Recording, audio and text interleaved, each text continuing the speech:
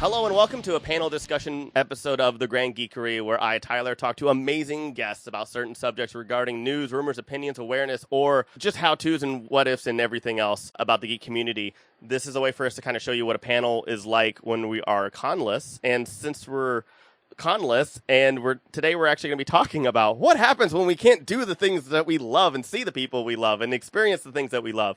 And how do you substitute that during these times? Today, this ever-growing discussion of coming together and geeking out is just so big. And today, we're going to be talking about virtual events. And I have an amazing group of people with me today. Hannbial Tabu, who I always love having on and talking to, the head comic reviewer of Bleeding Cool. Moni Barrette, who is the co-creator of Creators Assemble, which is a fantastic group. And I can't wait to hear more about him. Kayla Mallari, who is the CEO of the core dance crew, who if you know our stuff and listen to our stuff, you should know who they are. We have Malcolm Trotter, Gentleman Gamemaster, and our very own Jeremy Samson from Grand History Lesson, but also D20 Adventure Realm. How are you guys doing? How was your quarantine? Madness. Yeah. Madness. Yes. Is everyone still doing it? Because you go out on the roads and there's everyone's out like nothing's happening. Yeah. Doesn't seem like it. Yeah, but yeah. Everyone on Twitter is still at home. Everyone on Instagram is out. Yeah. I haven't left my place in 2.5 months. And yeah, I've just... This has been scary, but perfect. And tell us a little bit more about yourselves, and we'll go through via that list right there. So, Hannbial, tell us a little bit more about you. Sure thing. I am Hannbial Tabu. I'm the head comics reviewer at bleedingcool.com, one of the most hated sites in comics, yet everybody keeps reading it. I'm also, I worked at Comic Book Resources for I think it was 16 years doing reviews and articles there. I won the 2012 Top Cow Talent Hunt. I was named Cultural Trailblazer in 2019 by the City of Los Angeles Department of Cultural Affairs. I have a weekly webcomic called Wildfire Wednesday on operative.net.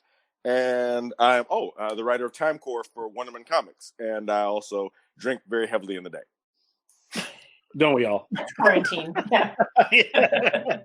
Cheers to that. Hannbial is the most not busy person I know. I'm just kidding. You're the most busy. Alrighty. And Moni, so tell us a little bit more about you. So I am the co-creator, as you mentioned, of Creators Assemble. And in that iteration, we're only about 6 months old. We're a not-for-profit. And we are dedicated to two things, which is promoting literacy in libraries and schools, classrooms, through the use of comics and graphic novels. And the other thing that we are into is promoting up-and-coming creators, both writers and illustrators, or anybody who wants to work in the comics industry. Basically, because we're librarians and teachers, we find resources to help them do so. But I come at this from the perspective of I am on the board for the American Library Association's first graphic novel and comics roundtable. So that's one of the things I do. I've been a comics librarian for the last 5 years or so. I've worked a lot with San Diego Comic-Con, New York Comic-Con. I do a lot of paneling on how to use this stuff in your classrooms and your libraries. So that's so awesome. All righty. Thanks. And Kayla, tell us a little bit more about the core dance crew and about you. Yes. Hello, my name is Kayla. I am the current CEO and one of the co-founders for the Core Dance Crew. We're a professional dance company that brings cosplay, video games, and anime to life on stage. We've performed at San Diego Comic-Con, WonderCon, Anime Expo, and all of the conventions in between. I myself am a professional dancer. I've been dancing for 27 years. I do dance in the LA industry. I've done Nickelodeon and Disney. I work at Disney right now. I've choreographed at Knott's Berry Farm for Elvira, Mistress of the Dark. So, and we have credits all across our board, including Cirque du Soleil, Broadway performers, and America's Best Dance Crew. So, yeah. That's awesome. Alrighty. And Malcolm, tell us a little bit more about Gentleman Gamemaster. Yes. I've been dungeon mastering and playing board games all my life. Pre-COVID, I was doing running actually live events that were before D&D, being a geek that also loved cars, was running an event called the Run Rally, which was taking gamification and creating immersive storytelling events with car lovers. And with COVID, I wasn't able to do it for a while. And at the same time, around November of last year, I started a meetup group for Dungeons and Dragons for people to meet. And then, with COVID, transferred that online because I just love narrative storytelling. And so that's what I put together right now, and just kind of a way to bring people together. I have an Instagram, Gentleman Gamemaster. The meetup group is called the D&D Experience Point. And I also, post everything. We share our events online through YouTube and Twitch and so forth. Absolutely. So yeah, a lot of fun. That sounds awesome. And Jeremy, tell us more about D20 Adventure Realm. Sure. Well, I do much the same as Malcolm does. I've been running public games as a professional dungeon master for 3 years. Come Monday. Oh, Good wow. God. I just realized that's I think Monday or Tuesday. Yeah, it's been 3 years. And normally, very similar. I ran events at restaurants, breweries, game shops, and that sort of thing. And now it's all kind of transitioned into virtual and online. But trying to maintain a sense of community despite the distance, and it's been a lot of fun, along the way, and learning how to tell stories in different ways, and really trying to get new players. A lot of my focus is on getting people that have never played before into the hobby, and so my sessions are definitely geared towards the beginner who doesn't know what a D20 is, doesn't understand, the difference between a D8 and a D6 type situation. So I really want to share the thing that I love with other people that don't realize they love it yet. Absolutely. Well, thank you all for being here. I'm so excited to talk to you guys. And we're doing this actually right now, recording this right in the heart of DC fandom. And it's really, really interesting because I've been watching it all day, and I've experienced a lot this year. Our Unnecessary Debates panel was on Kayla's on the Core Dance Crew's huge virtual convention. Hannibal, you did a celebrity, a big celebrity stream, and you were also part of our Black Lives Matter charity stream as well, talking about creating. And I loved having you on that. And with you guys, I guess the first question is, what has been your experience with doing these virtual events that weren't yours? So what are your thoughts on them? Well, I guess the first thing I would say is that when doing an event, there's two things that I try to focus on. First of all, making sure that it's a show. It's like telling a story. So it's got to have a beginning, middle, and end. It's got to have an arc to it. It's got to have a clear through line. And that's, everything from a marketing blurb to a big panel. And second is making sure that you have a hook, something to get people there. So when I worked with Mark Burnden who on the Plague Nerdalogues, it was easy. He had the phone numbers of everybody on every WB show literally in his phone. So that helps. When you get that going on, and late in the process, Lin-Manuel Miranda says, "Oh, hang on, I've got something for you." It kind of is like, "Oh, I don't have to actually work this hard at all." Hollywood Reporter's going to come knocking, right? He's going to come knocking. On other things, you have to work a little bit more on the story of why people care, why people should be interested in what is happening here, and what will get them in the door and their butts in the seats in that regard. What have been your experiences with other events that weren't yours, though? So, with Comic-Con, WonderCon, and all those other ones? Well, on the good side, I've seen events like there was the Rent Party that 1 through 3 Art and that Nerd Soul did, which had a lot of amazing voices. It had an online cipher, like the BET Awards. It did all kinds of great things that was done really well because it had a lot of planning put into it. People who try to show up the day of, another one that had a lot of great planning was Cecil Castellucci did an online con. Also, Russell Nolte did a great online one. And you could see the planning that went into it beforehand. People who show up and kind of freestyle it makes a big difference. There's dead air, there's technical mistakes, there's all kind of shenanigans that for the viewer, drop. People have other things to do, even in a pandemic. Yep, absolutely. All right. Anybody else have any experiences with other virtual events? I know for Core, we did Summerfest, but then we also, a couple weeks later, did Anime Expo, kind of back to back. So we got to promote those. And they're very similar, but they're very difficult for us specifically just because we are live entertainment. We're not actors on a TV show. We're not dancers on the screen. We thrive in theater. And so that was really awkward because it was super awkward for core because, we're awkward people. But in general, we work better on a live stage with an interactive audience. And we hadn't trained any of our corpsmen to be all virtual or be digital or be through a camera. So we actually had to go, like Hannibal said, it's all about the preparation. You have to train and you have to be prepared because doing things through a screen is so much different. People think it's easier. It's not. So anyone who does things digitally or virtually, like that is a skill all on its own. Everybody just shook their heads no to that, by the way. Like everyone's like, no, it is not the same. It is not easier. No.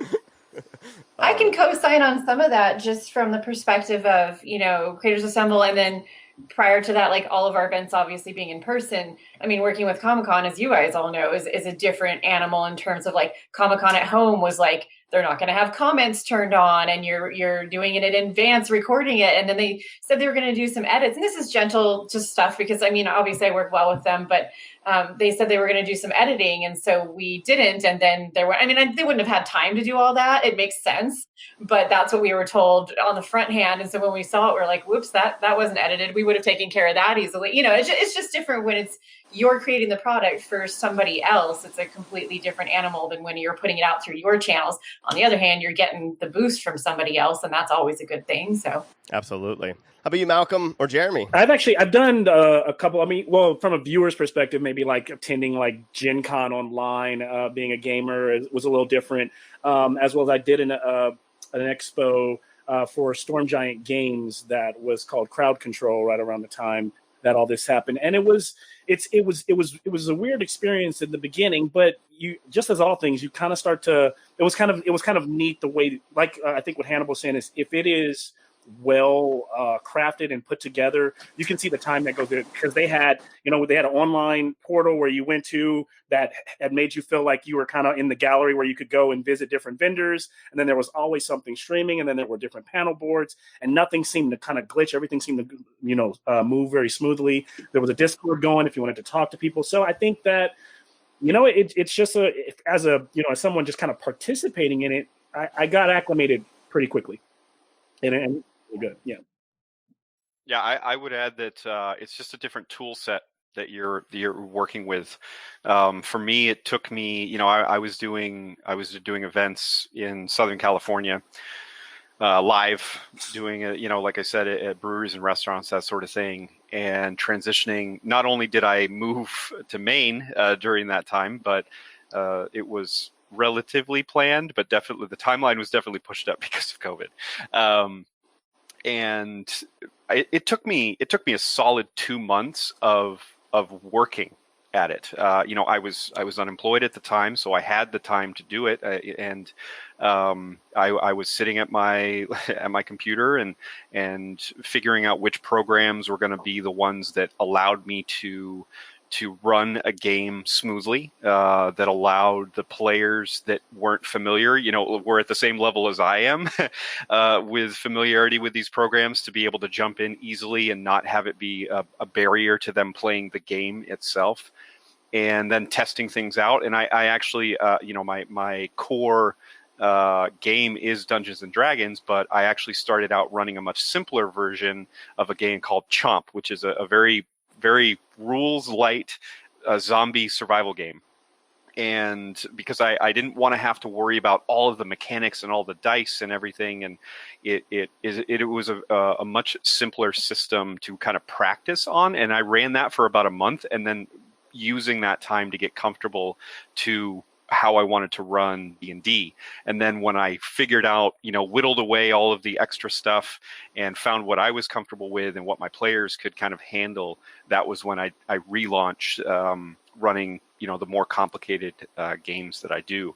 But it's really, again, to Hannibal's point, it's about the preparation and spending the time understanding that it is a different animal that you are handling, and understanding that it's just going to be different. Like you can't make it the same. That's not going to work. You have to work with these new concepts and tools that are, you know, at your disposal, and make the best of it with those things. And when you take the time to do that and realize that it's not going to be exactly the same, that's when you're more apt to have that success, and just kind of accepting the fact that it's going to be different, and that's okay. There's nothing wrong with that.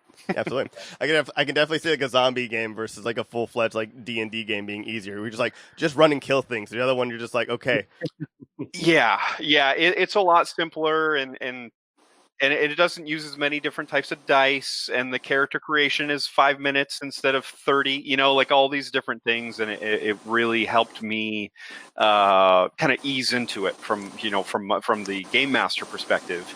But I think also from the player perspective of being able to feel like they weren't taking on so much all at once and having to switch platforms and everything. Luckily, at least for Dungeons and Dragons, Roll20 has been around for quite a while. D&D Beyond has been around for a few years. Fantasy Grounds, there's a lot of virtual tabletop systems that have actually been running for years, but they're having this this beautiful moment right now where millions of people who would have never thought about, no, I only want to roll physical dice and I only want to play with people that are in the same room, are now like, give me my D&D, please. Yes. And these systems are, and they're responding. They're going through updates and they're adding features, and I think that's kind of true of a lot of these different types of systems. Obviously I can't speak to what everybody else is experiencing exactly, but I think these companies and programs that we are all relying on more at this point are stepping up. They are recognizing the need, and they are doing their best to really provide the things that make our jobs easier, or our entertainment easier to access, whether or not we're working with it or whether or not we're able to enjoy it from somebody else working. And I think that's incredible that there's support from all sides of this situation to try and make it, I don't know. Better isn't the right word, but easier to access, I guess. The access is improved. Yeah. You actually hit something which I want to ask you guys now about doing these events and putting things together virtually. What were some of the things for you guys specifically that you kind of found maybe a little bit easier, and things that were a lot harder for you guys to do? Jeremy, you definitely mentioned a lot of things on both sides, and that's just kind of prompted me to be like, wow, that's a good question. So for me, it was simply changing, and I think Kayla kind of touched on it too. It's a live performance. So when I'm a dungeon master at a table with 6 to 10 people in front of me, I am talking to them. I am interacting with them, eyesight, and changing my voice and things like that in a way that they can pick up a lot easier in person. There's a lot of that nonverbal communication that's happening at a table that is incredibly difficult to imitate via, a Zoom call or whatever, whatever program you're using.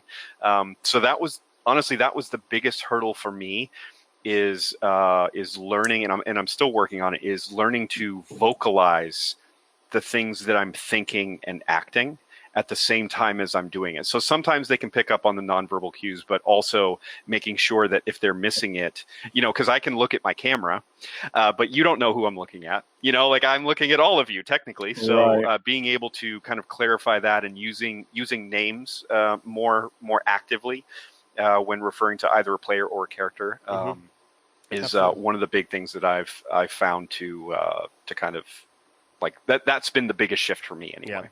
Yeah. How about you, Malcolm? Do you kind of feel the same way?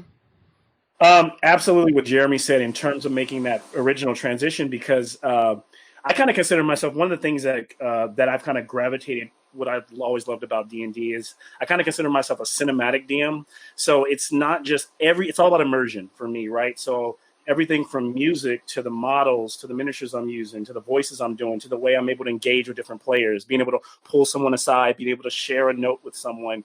It's a lot of that you kind of lose immediately when you're running games on, Google or Zoom. But then again, because the second part of your question is what has kind of become easier, it's weird. Once I found my stride, it's been easier to kind of facilitate my tools are at my fingertips, right? So I've got the music I want. I've got the sounds I want. And and by the way, I'm a DM. I do not use virtual tabletops. If I am going to use miniatures, if it's not Theater of the Mind, then it's got to be on a table. So I've got like a table net. Those first couple months were just transitioning, like turning my game room into a game studio and like finding where the camera was going to be, finding how to position the miniatures on the board, finding how to change scenes very quickly. Mm-hmm. And so now it's kind of like we found a way to do it. Even I usually bring in special guests now. Now you queue them up somewhere else. You're like, all right, the players don't think this person's coming in, but I've got them ready. And then they show up and everybody's gassed. Yeah, great. And so there's a lot of things that got easier, but you still miss the tabletop, for sure. Absolutely. Kayla, you and your team did a whole convention, panels, all that stuff. I mean, what was some of the hardest things that you like that way harder than you anticipated? And what were some of the things like, oh, that was actually really painless? For us, it was putting together the panels and the workshops was easy because it's kind of what it is already. You're kind of individuals working with other individuals, so you can have an individual camera, you can have an individual mic, and you can still have conversations. The hardest part, though, is that we're a dance company, so we couldn't perform together. We can't be around each other.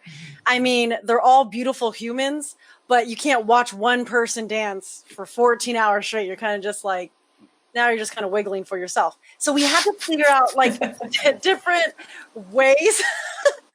I mean, but we have to figure out different ways to still be a dance company separated. So one of the really hard things was we decided to do this social distancing freestyle video. So every year during summer, we do a huge freestyle at like Anime Expo, and it's like a one-take shot, super easy on that end. But this time we were like, okay, how do we get one space? And because it's a pandemic, we can only go there one at a time, and you can only dance one at a time. But how do we make it look like we're dancing all together? So that, like, on my end, I had to be like, because I'm the video editor for the team. So I'm like, okay, great. 18 plus hours of extra work. That's awesome. So excited to do that. But it was fun in the end. And then even doing dance workshops is hard because what's great, plus side, was we got to connect with, we call like people who support us. We don't say we have fans, we have comrades in arms. So like comrades who are across the seas or in different time zones or in different states or in different countries. We got to connect with them, which we never got to do before because they're not down here with us. They can't see a live performance. So that was awesome.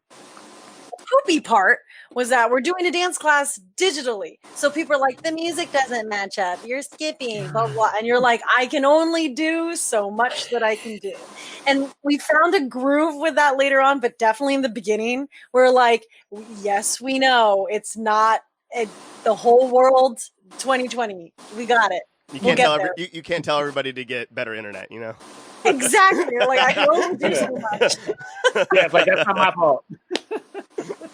So be better at internet. I'm sorry. Moni and Hannibal and I, the three of us focus a lot on doing our own panels. Hannibal has an amazing debating panel that I'm really terrible at, and Moni, your panels are so full of just like information and this kind of engagement where it's really targeted towards people who want to know more. What about you guys doing these virtual panels for these conventions? I can tell you a story that will give you the best case. So the things that are easier. All right, everyone. It's my turn to be the dungeon master. Close the door.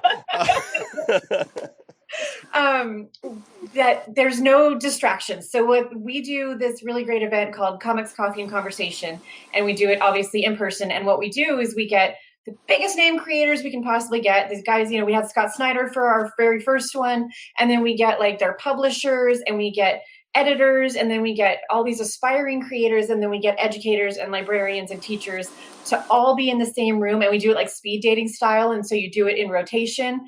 But obviously that's a ton of coordination with the facility, and we have to have a bouncer, like low key, we have to have the librarians be bouncers because you're always going to get like the bum rush of some creators' fans and that kind of thing. So it's easier to not have to negotiate all of that.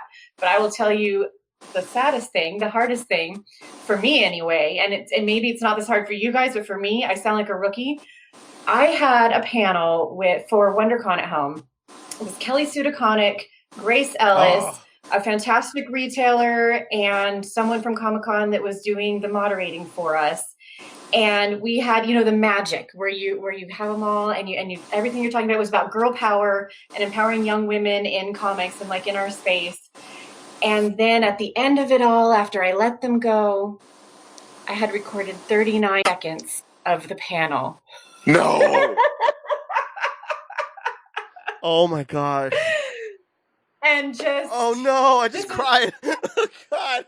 And of course, you don't get Kelly Sue again at the same time in real time as everyone else. Her publisher, by the time you get her publisher to like get all that set up, oh sorry, she's got other engagements. Of effing course she has other engagements, Oh no. So, wow. You better damn well know that has not happened since, but it had never happened before. I'm so sorry, but yeah. Oh my gosh. Yo, it's the hardest thing that has ever. Thank you for telling us that story. I am so sorry. There's another thing is I think one thing that is awesome about that is one thing that panel sounds absolutely amazing, and it is such a feat to have somebody like Kelly Sue DeConnick. Like that's amazing. Yes. And also like now those librarians have on their resume librarian/bouncer, which I think is like which will like raise the best questions at a job interview. Y'all, we could do a whole other episode on shit that goes down in libraries. You don't even know. Like, we're all bouncers, we're all social workers, we're all cops. On our next panel discussion. You tell. Hannibal. On our next episode. Yes, sir. You are so tech savvy. So in my mind, I feel like nothing was hard at all. You would think that, and you would be wrong. Literally, like the week before the pandemic, like shut everybody down, I was doing this thing called the Jules Winfield Festival in Culver City, and I had Chuck Patton, Kevin Grievous, and Brandon Easton on a panel together. Right? I had set up multiple cameras. I was running it off my watch. I was like, "Oh, I'm all set. Blah blah blah. I'm good, right?" Except I didn't turn Do Not Disturb on for devices. So when my wife needed to reach out to me, all of the recording stopped, and that's why when she said that 39-second thing, there was so many stuff because I looked down at my watch and it's like not recording. I'm like, no, oh no, because I had just been like nodding along, like, yes, say that thing. That's amazing, Brandon Easton. Tell it, Kevin Grievous. All right, Chuck, you co-created Vibe. Yes, Chuck, and And when Brandon Eastman says something, like it's so like just perfect, and you're just like, man, can you repeat that? It's like, I love that, man. So like I've looked at the video and it cuts off at the worst, most awkward part. It's so much though that like every time I start to edit it, I start to get angry. I haven't even put it. It's literally still sitting on my hard drive. And I'd almost forgotten about it. Now I'm all worked up again. But yeah, so there are always going to be technical difficulties. This is a support group as well. So yeah, I'm here for you. I'm here for you. What I've learned since then is to do at least one thing I used to do when I was doing live sound, which is the sound check. So I need to do essentially a pre-show, a dress rehearsal, full show, tape it, see it, watch it, see what's going to go wrong. If I'd have done that, I would have remembered, oh, right, put this on my little checklist, turn on Do Not Disturb, and I wouldn't have had the problem. But in retrospect, you live, you learn, and then you sob into your video editing software. Yeah. All in post. Or go outside and scream it in your neighborhood and make them think you're crazy. But yeah, right. Yeah. Yeah. Well, what were some of the things that was an easier transition for you though? An easier thing that worked on the Plague Nerdalogues that I discovered was that if I start out with, as I said, with preparation, then everything flows like an assembly line. So for the Plague Nerdalogues, I got a web template that I adapted to Mark's colors and Mark's ideas for it and laid that out. And then I made a Photoshop template to match it. So here's where the name goes. Here's where this goes. Here's where the credit goes. And here's where this goes. So whenever he would come out of nowhere with like, oh, I just got Lin-Manuel Miranda. I'm like, I'll just plug the names in. Hang on a second. And I would crank it out really quickly after a while. So we ended up doing, I think it was like more than 50 or 60 videos. And it got to the point where I was able to turn them around in like 15 minutes. It was like, I would just be like, and title card, and plop in video, and plop in overlay, and render. And then walk away and forget about it. getting that kind of an assembly line mentality really helped me as it went on, because what was supposed to be like 20 videos turned into so many more videos, and doing that helped me manage my time more effectively, helped me be available for my family, helped me be available for my day job and my writing and everything else. So yeah, it ultimately turned out to be the right thing to do. I'm just really glad that I sat down and planned it. Well, there's another thing, and this is I'll say, the more cooks in the kitchen, the more possibility there is for chaos. So at a certain point, there's got to be a person who's able to decide. Luckily, Mark doesn't know anything technical, so he just said, "I trust you," and I made all the decisions, and it flowed much more smoothly. In more collaborative projects, that can sometimes not be the case. Absolutely. Thank you guys so much. And my next question is going to be everybody's favorite question in the world. How do you guys find engagement? And what is something that you learned that was like after doing your event or after doing something to find people to discover what you're doing? And how are you going to implement it next time? Engagement. So like getting people to interact with our beautiful, lovely events online. It was very difficult because we are in a pandemic, and so everything was virtual. So you have to be like, okay, I'm now going to jump into the ball pit with every single person doing something virtual. So you're like, okay, but then you also know that, well, everyone has to be virtual. So you know that people are looking, but what also sucks for being on core is that we perform on a stage and we do something awesome and nerdy and cosplaying on stage, but we don't actually get to talk about the stuff that we do know. And so what's nice with when you go virtual now, we can be like, okay, now we can flex a little bit with our knowledge. And so that was our best way to do engagement, is like to find the like-minded people. So it's like, okay, well, we have different, ironically, being the CEO, I don't watch as much anime as the rest of my team. I'm the comics books person. So I was like, okay, well, I know, right? This is just a lovely group of humans that I love. I was like, okay, I will cater to what I know then to take our event and be like, what part of our event do the comics people love that I would love? So I was like, okay, I need to make separate engagement for that. And then for all our anime people, it's that separate engagement. And then like Sammy, if you guys know, she's the tabletop D&D person. And most of us don't know that world. So we're like, okay, you make engagement for that. So it was trying to find a way to pull in all different kinds of people, because you want a large audience without sacrificing the material so that you're just making it super generic and you're just like, two-step Bob on the corner that everyone can see. You want to make it something a little bit more detailed and engaging. So it's trying to find that balance between the two, which is kind of hard but fun. Going back to my whole theme of cinema is that I consider my D&D group a mind cinema house, right? So starting to bring on other DMs that like everybody doesn't watch the same director. Everybody doesn't watch, you don't just watch Steven Spielberg movies every day, all day. And so I decided to try to bring other people in who have different styles and kind of treat them like directors to run games for me. And then the way I try to engage my audience through Instagram is through my posts and things like that. But I create visual trailers for our games. So a trailer with music, and then something about players love to see their name in the opening credits before a game starts. It lets them know that they're the star. And I've just noticed that pre-game, that helps bring people in. Post-game to share, and then you can create these cool little what happened in the story, and then you put those out with those same trailers and some of that music. And it's all about just immersiveness, whether the person is a spectator or they're in the game. Just trying to create that kind of engagement all around is kind of some of the things that I do, hyping games up with, teasing players, sending them, random, messages, via email or whatever it may be. And then trying to treat every game to let players know that, also what I'll do is kind of turn it into a mini, like I said, create it, turn it into a video, share it with the players, and then hope that they share it with other people. And then inadvertently, you start having people kind of trick down the pipeline, like, hey, I heard you're doing this.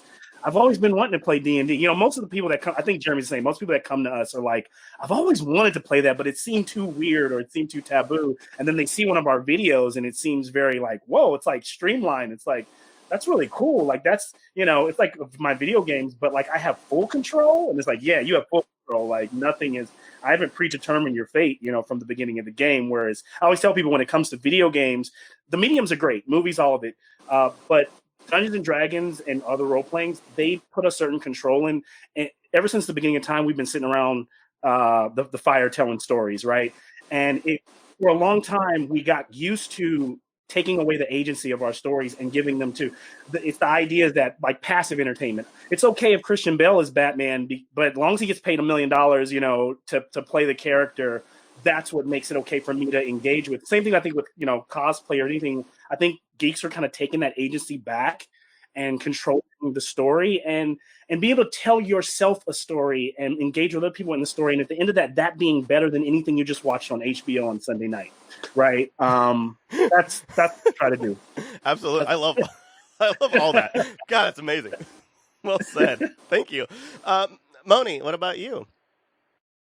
For us, we have a network basically of the aspiring creators, as I mentioned, and then of educators and librarians. And for us, it's kind of knowing your audience and then listening also to what they want to see. So obviously our stuff is all informational, but, I'll reach out to the creators via email and just kind of be like, hey, what kind of topics are you guys interested in? And I thought everyone just wanted to be like illustrators or everyone wants to write comics, but apparently like they want to be publishers or they want to learn like what different jobs there are in editing and layouts and stuff. Yeah, I was like, I know this. And it's the same on the librarian side. Like for me, coming from, I've been a comics librarian and everyone knows how to do this. And it's like, no, slow down, especially right now with all the challenges that teachers and librarians are facing. It's like, why should I be doing this? And there's not a lot of data out there. How do I do this? And then how do you make it as easy as possible? So for us, especially right now, we've been making toolkits to make it all digital. And I know digital comics aren't always everyone's cup of tea, but right now that's the most accessible thing. And that's been one of the good things about sort of having to bring everything virtual is now it's accessible. Now we're not just making a dent in the San Diego market, but we have creators from literally around the world that we're promoting and all this kind of stuff. So that part's been really good, just kind of knowing their audience. And also we do not just comics, but we do pop culture. And so it's reading the room, like what's popular right now. And then us as librarian geeks going back and being like, well, what kind of topics could we talk about around whatever's popular right now? So that's just, I think, really just engaging an audience by knowing who you're talking to and what they're telling you and allowing for them, if you can, to have it live, allowing for comments to be asked or questions to come in advance or whatever else as well. Yeah, absolutely on that. Thank you so much. Jeremy, how are you finding engagement? I have to turn people away. I actually have. I have. You're not Hall H. What is this? I have pulled back on promoting a lot of my stuff because I have actually too many people that want to do it. And I know. He's not lying. He's a real bouncer. In your meetup, I'm like, oh wow, okay. Yeah. So that's a great problem. I've been doing this for 3 years. I've worked on a meetup with tabletop takeovers. We have over 1,000 people on that meetup, and it's growing. I don't know, 5 to 10 people a week.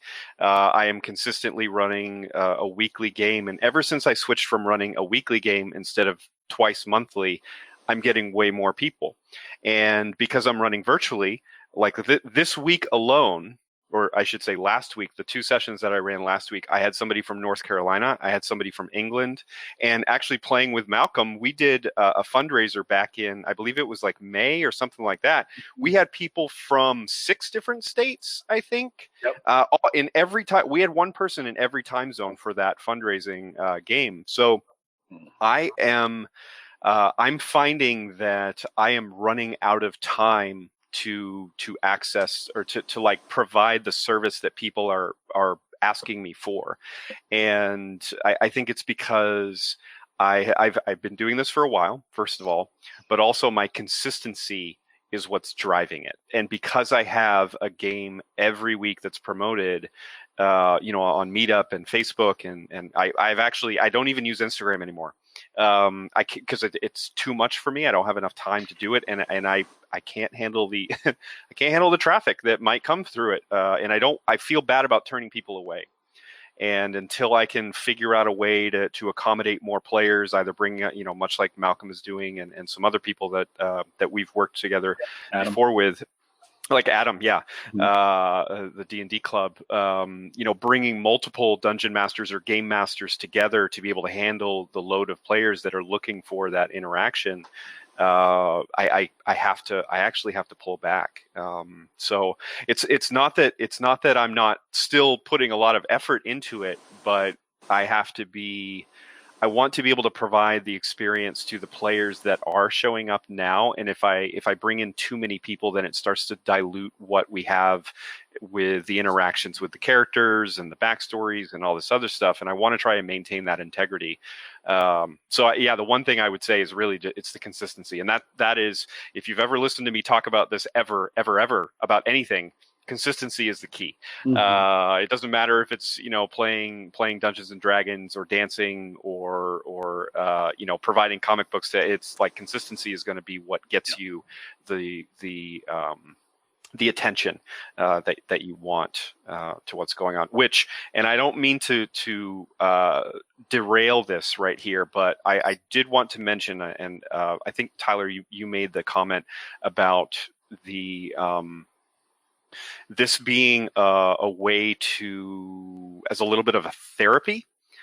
And I just like really quick, I just wanted to say that I think that it's very important what we are all doing to put on these virtual events in whatever form that they might be, because people need this sort of interaction. And yes, it's not the same. Yes, it will never be the same as in person and going to a convention and being able to dress up and watch an amazing dance show, or have somebody help you find the right comic book and describe how that relates to the things that are going on in the world today. But see Hannibal run around like a madman. Yeah. But I found that my sessions I've shortened them. First of all, they used to be 4-hour events. Now they are 3, but I have found that 30 minutes of that is usually, how's your week been? Hey, how is that thing going? Or, remember you talked about that a couple weeks ago. I wonder how, is there an update? And there is that sort of community that's being built in this new space. And it looks very different from what it used to, but I think people desire that connection and they want to have it, even if it looks and feels different than what it did before. And I think that's a big portion of what we do, is providing that outlet and interaction, and allowing people to be in a creative space with other creative people and exercise those things that being stuck in your house for weeks at a time is just degrading. Sorry, if I went off on a tangent there. I thought what you said was really important, and I wanted to kind of mention that and just throw that out there. So I'll be very short. I was just going to say the same thing with Jeremy, because I was literally like nodding my head like for yes, because like when I first started, Mike, when I was doing these live, my games would be about 4 hours in a bar in a public place. And online, I was able to shorten them, and I would think that people would jump off after that 3 hour mark. And when that game is done, I noticed that like I'm on for another hour, just talking to people about like their lives and like what's happening next week and what's going on. And you realize that there's that therapeutic aspect to being a dungeon master. Almost to the point where there's times it's like, all right, guys, I gotta go. The wife's about to like kill me for being on for 6 hours. I'm on the East Coast. Most of my players on the West Coast. Sometimes I just gotta call it, because it might be 9 p.m. there, but it's midnight here, and I gotta work tomorrow. Type situation. Once the event is over, you take off your professional hat, and you're like, all right, let's talk for 30 minutes. Sorry, what were you saying? It is. Yep. I've also been to start hosting Dungeons and Dragons happy hours. That's been helping too. Like we were doing this live. We used to just have like a free event where if you come to our games, you could like show up with other people who play the games and then just kind of talk things through and like talk about your characters, talk about your stories. And so I've been doing those now online, and that's been kind of nice to get like 25, 30 people in a room just to chat with each other, with all things geek. And so, yeah, all of it. You're hit the nail on the head, Jeremy. And Hannibal, how are you getting engagement, and how are you working at it? Well, I come professionally from a project management background in marketing and promotions. Like I remember I worked on the launch of the Toyota Tundra, which happened after they spent years and years developing the truck. And then after they were completely done developing the truck, they're like, all right, now we're ready to begin the plan for this. They left the truck sitting there. That was intentional. They wanted to be able to have time to plan things out. And for a lot of collaborators I work with, sometimes it's like, this is done. We need to ship it out right now. I'm like, no. We need to have a plan. We need to set a date. Here's when we're going to launch it. Okay, so Wildfire Wednesday Season 6 starts in November. Okay, I'll have the script done in April. April? Isn't that too soon? I'm like, no, it's not too soon. No. Because you need time to produce it. And then we need time to take what you've produced to make promotional assets that we can use to tease the work. I was told very early in my career that making the work and selling the work are drastically different jobs. They're both completely different full-time jobs with their own skill sets. And doing them simultaneously as an entrepreneur can be difficult. For me, it's enormously difficult because I don't like selling the work and I love doing the work. So what I've done in that regard is I've tried to move myself into positions where I can sometimes have an easier road for that. I'm in this Facebook group that's got 7,000 members. All of them are super engaged. All of them are super, consumer minded. So if I promote something in there, I know I can drive some traffic to something. When I made my deal to come to Bleeding Cool after leaving Comic Book Resources, they said, you can do anything you want. I'm like, I'm sorry, what did you say? They're like, whatever you want to write about, whenever you want to publish it, whatever you want to do, you can do. I'm like, you're making a terrible mistake. All right, I'm off to the races. And then I started doing what I call decolonizing Bleeding Cool. So we had a Kwanzaa feature for the first time in the history of Bleeding Cool. I was able to cover Jeffrey Thorne's webcomic, which would not have gotten any press anywhere, no matter from the fact that he's worked in cable TV and comics forever. And what I'm going to start doing, okay, you know what? I will give you a treat, Tyler. I'm going to announce something. In 2021, I'm going to start doing an original prose series on Bleeding Cool that no one has seen, that no one has heard about, and it's going to be a complete madhouse that I'm really looking forward to. Nice. And they were like, we didn't think when we wrote this contract to say you couldn't do certain things, so off to the races you go. And in doing so, that gives me certain options. It's also about networking. So if I know Russell Nolte led me on to this things called groupies, where our books would be bundled with a whole bunch of other books and sold, so I don't have to do all the advertising. Everybody does all the advertising. Using means like that, using Facebook ads smartly enough, even though Facebook is secretly supporting fascists and I don't want to give them money, and so on and so forth. Trying to figure out those specifics in marketing is like I said, it's a full-time job in and of itself, and I do it interspersed with the, as you note, 17,000 other things that I'm doing. I would say I have middling success at it. I'm better at making the plan than executing the plan, because executing the plan takes time that I sometimes don't have.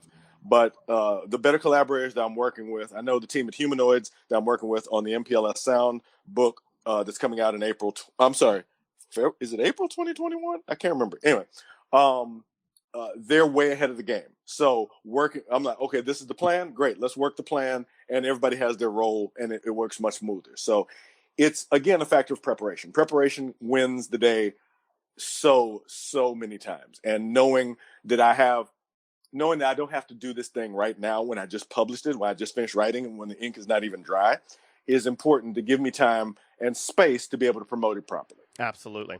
And I want to give a huge shout out for basically anybody who wants to do anything creative. If you don't know or follow anything Russell Nolte, you're definitely missing out if you want a basically help on everything. Like I love Russell. And I helped Russell with his podcast is phenomenal, and I was helping him with some new programs. Thank you, Hannibal, for tagging me into status, because my algorithm's been so messed up. But yeah, if you want to get anything creative and you want to know about basically advertising yourself and engaging people, Russell is just 10 steps ahead of the game. I feel like it's a fantastic person. So yeah, definitely want to give out the shout out to Russell. Before, I actually just remembered something else. In terms of that, it's also about making the proper alliances, not just Russell, but like, say, for instance, I've got a relationship with Fanbase Press that has gotten me a lot of reviews that I wouldn't have gotten otherwise. There's a little blog called Comics in Kashmir that, it's a smaller blog, but the stuff that they talk about is relevant, and it's relevant. So I don't want to ever get to the point where I say, oh, no, that outlet is too small for me. That is a jerk move that I do not want to be a part of. That every outlet, every voice is talking to somebody that I wouldn't have reached on my own. So I do a lot of podcasts, I do a lot of interviews, I do a lot of stuff like that to just keep circulating the word as best as I can, which I used to do a lot more with panels, but now I'm sitting in my living room. Yeah. And thank you for being on here. Thank you guys for being here on a small network as well. I have the last question regarding this topic, and kind of future do you see for virtual events once the world comes back to, in air quotes, normal? So I mentioned it before, but accessibility is just really huge for, especially like librarians, obviously public library. We give it all away for free. That sounds terrible, but it's true. Get it all for free, but it's true once things reopen. And so I'm really appreciating like even Comic-Con and everything being online and being available, because I hear so many people, can you get me in? And I couldn't get tickets, and you see all that drama and heartbreak from people, and it's really nice that they're able to participate even if it isn't the same. And then in the future, having a bigger reach, just being able to not, like I said, just be San Diego, not that San Diego is the dopest place on the planet, because it is, but but being able to get that global reach and being able to not just be known, but for us as a nonprofit to be helping people and to be reaching people and to be finding out what they need and to figure out how we can help with that or find them a resource, that kind of thing. So that's what I would say. I would love to see things done kind of dual, where we do it in person, first and foremost. But I would love to see, I certainly hope that all of these cons think about having the virtual component. If it can't be live, I understand, but at least have it recorded so that people can watch it afterward would be amazing. Yeah, I love that. Absolutely. How about you, Malcolm?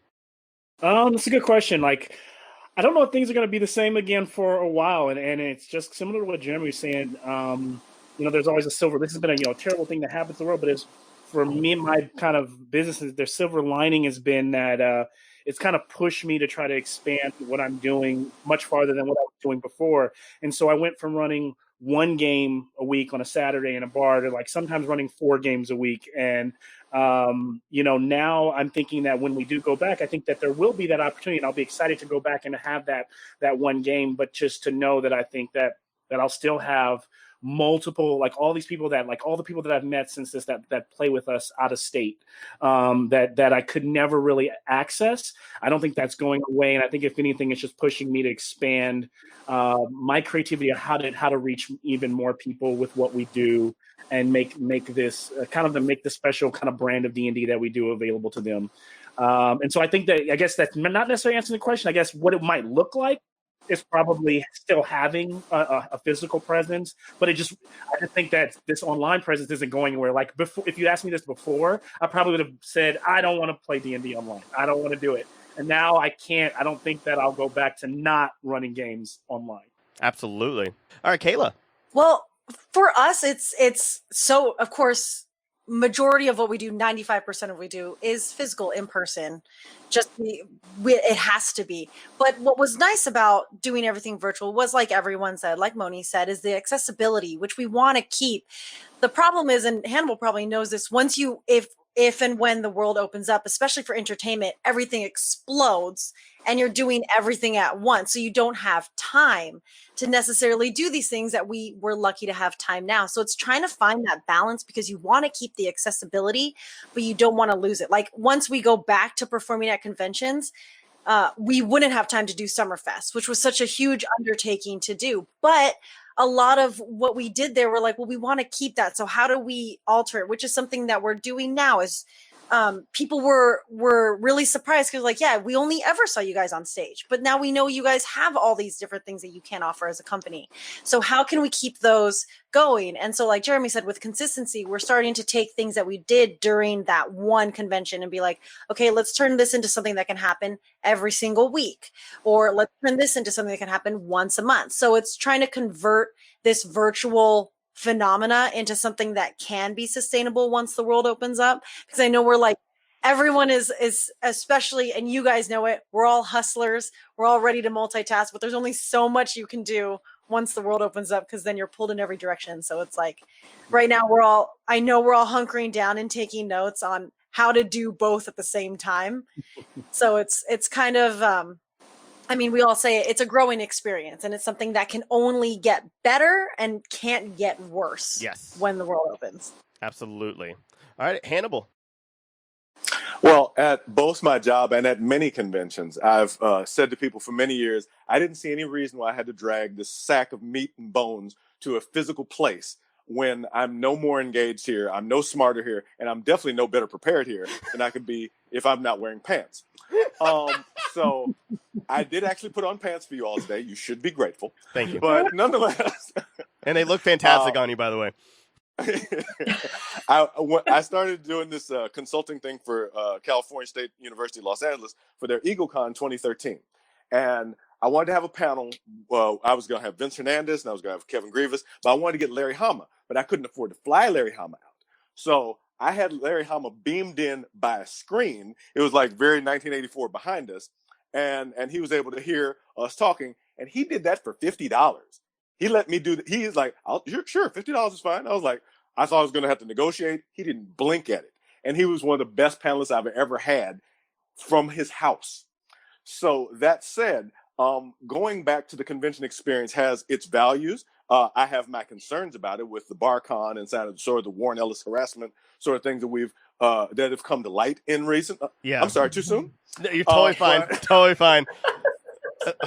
My bad. You're good. In any case, I want there to be a way for my brother who lives in Milwaukee, who can't get out to a convention even as close as Chicago, to be able to see the work. I want for my friend in Boston who can't get to New York Comic Con to still be able to interact with these things. So the idea of having this programming in person is fantastic, and I love the fact that I've been able to connect with people and the work of that. But limiting it to geography, I believe, is going to be a 20th century concept, and we're going to have to leave that behind. Anything that does not have the accessibility for, like, oh, they're not seeing you in Mumbai? Player, what you even doing? What are you even doing?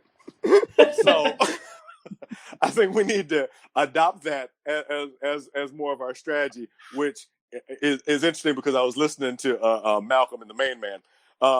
I'm in two different D&D groups online. One of them is a traditional 5e, and one is a space-based thing that I'm streaming on Twitch with some people. No, it's called. Well, I don't know. It's called Espergenesis. I don't know who runs the system, but I'm actually trying to negotiate writing some stuff for them. But anyway, with all of these things couldn't have happened when I had to drag my physical self to a place for 4 hours in the middle of the night. My family wouldn't go for that. I got people here. My wife has got a terminal illness. We've got stuff going on that I've got to deal with. But if I'm in the car, and so worst comes to worst, I can step away for 10 minutes from the game and come back to it, and there's no harm done. The accessibility that Moni talked about is very important. The accessibility that Kayla talked about is very important. And in opening ourselves up to people who do not have the luxury, financial or geographic, to be able to reach us in other ways. It's part of a greater democratization of the content that I believe is necessary for inclusion for a lot of underserved audiences that have not traditionally been able to make the fight and win the lottery to get to San Diego, which is one of the best places in the world, I will admit, or so on and so forth. I believe that we have to open the doors wider, and that can be done digitally. Yeah, I agree. Absolutely. And Jeremy? Well, first of all, I now have a new goal. I need to get a player from Mumbai, obviously. What are you doing? Calls for you. What are you even doing? Yeah, I've had a couple international players, but not from Mumbai. So that's my new goal. End of 2020. Let's see if I can hit it. Moving from Southern California, where I had literally millions of potential players within miles of me, to rural Maine, I will never not run virtual games. This is now just part of what I do now. It was not what I anticipated doing. It is not at all what I had planned, as part of my business model, moving. But from here, and again, basically everything that Hannibal just said about accessibility is key. And I am now one of those geographically disadvantaged, where I don't have access to a lot of those things. So in my case, it's kind of in the reverse sense. I can reach the people that are in these big cities despite my location. So I will never not have virtual games. Though with that said, I cannot wait until I can run a Dungeon Sunday with like multiple tables and a whole bunch of players all doing this. That like I that was something that I used to do every few and beer and sandwiches and just like there's a certain type of energy that comes from that type of game that cannot be mimicked, and I don't want to lose appreciation for that, and I want to provide that as well, because I think it's important for people to get to kind of have that experience as well as part of the kind of the game playing and role playing game experience. But I think the accessibility is really the biggest thing, and it's great to see that happen as part of it, because it very easily could have been stuck behind paywalls and microtransactions and all this other bullshit that happens with a lot of other types of things that are very similar. And it's great to see that has not happened. And I hope that trend continues and continues to open that door wider and to let more people into this, like, these amazing communities that are supportive and creative and active in making the world a better place through the weird things that we geek about, out about.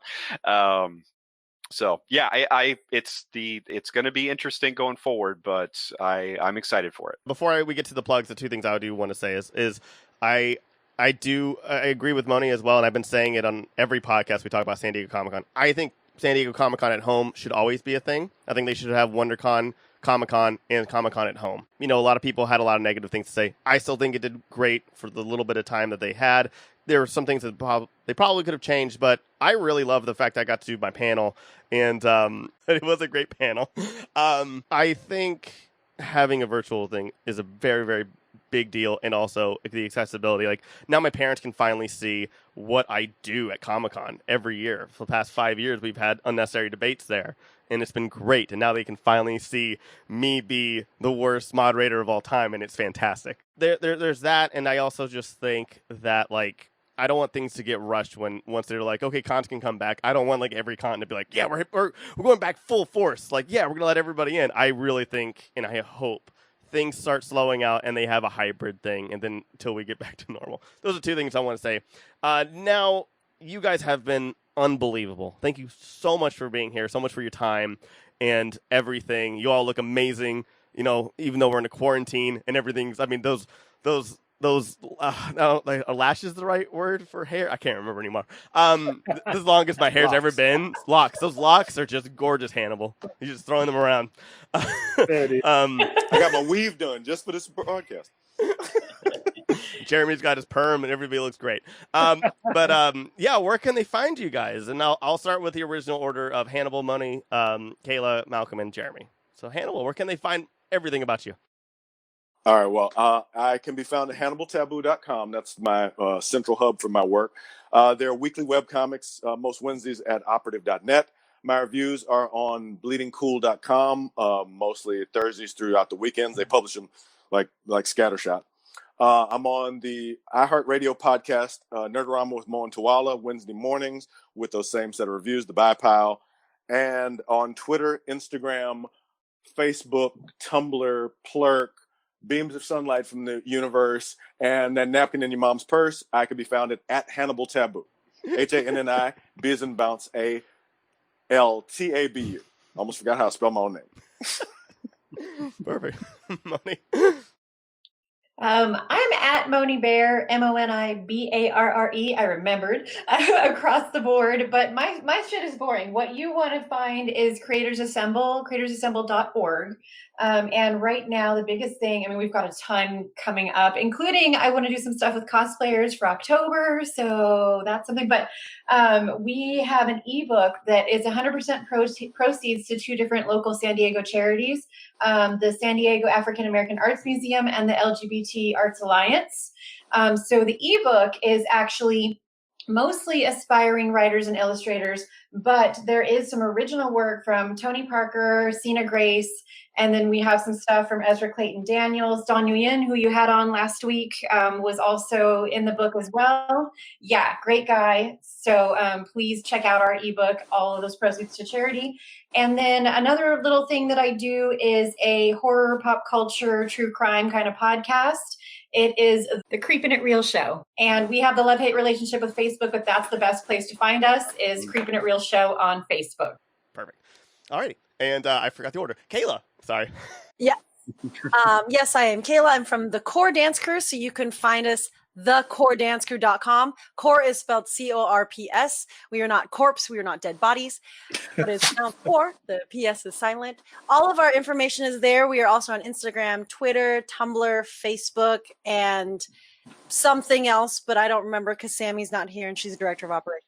YouTube is a big thing. We have our YouTube channel. That's all of our performances on there. We do have weekly shows. I actually host a weekly show on that channel called Beyond the Northern Wall. It is a talk show where I talk about things core. So I'll give insight and background. We talk about nerdy, wonderful things, and we'll have guests on there for Coresmen. We also are working, I do want to plug that in September, October, we are coming out with something brand new. We are doing a special project with John Robert Hall. He played Fiyero on the Broadway National Tour of Wicked, and he's also been on Glee and everything. So we're working with him on this, and my sister, Tiffany Raymuller, who's also on Wicked. We're doing a really big project, so follow us on Instagram and Facebook and hit us up on the Core Dance Crew. All the information is going to be on there. Sounds amazing. And Malcolm. Yeah, Malcolm, the Gentleman Gamemaster. If you want to kind of follow me to see the kind of me share my passion for this game and for role playing, it's Gentleman_Gamemaster on both Facebook and Instagram.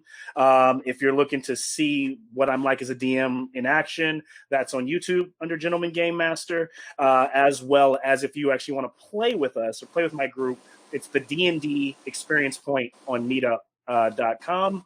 And if you want to see what the hybrid child of what role playing or D&D and car enthusiast looks like, Instagram, the Run Rally, all one word. Absolutely. So, yep.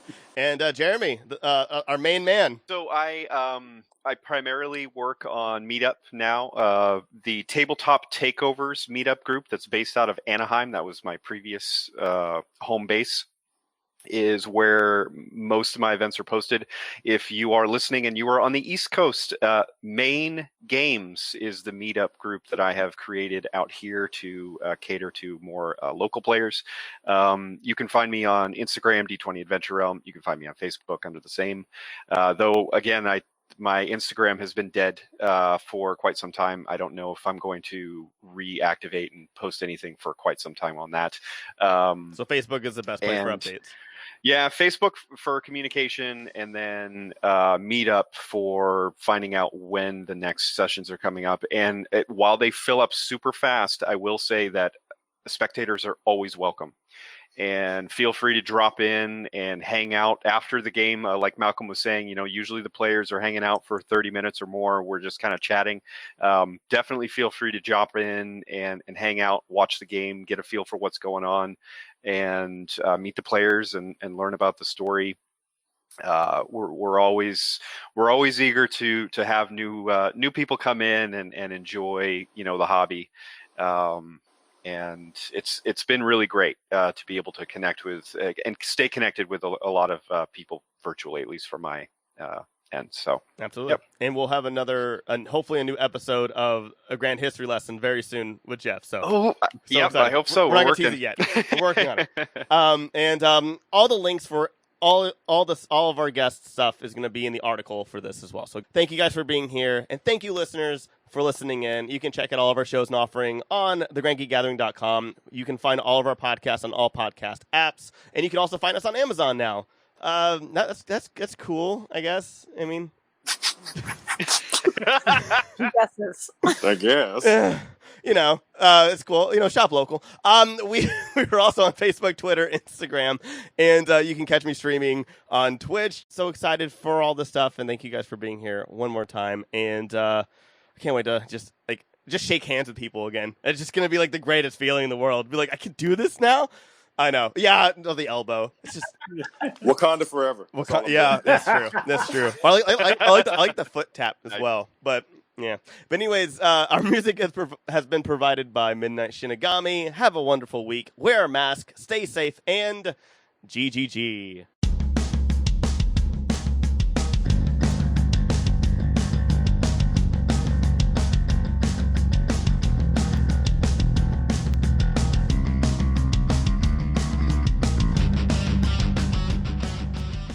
Grand Geek Gathering.